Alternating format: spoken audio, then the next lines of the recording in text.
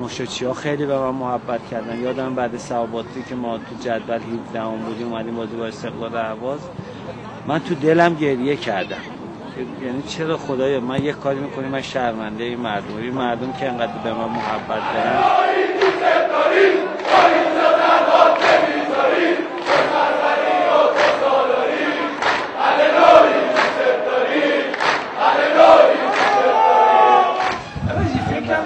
که ظرف 10 هفته میریم صدر جدول. چرا؟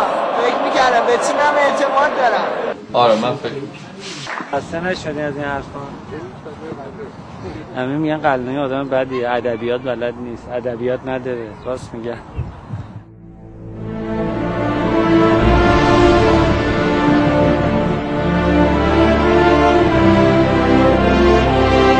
یه معلم نمیتونه بی استرس باشه.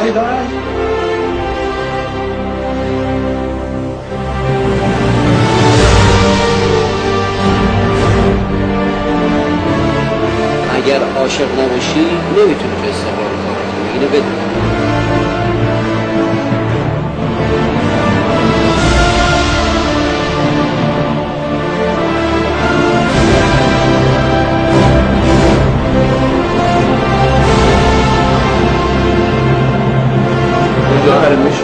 شجاعتشه، مدیریتشه.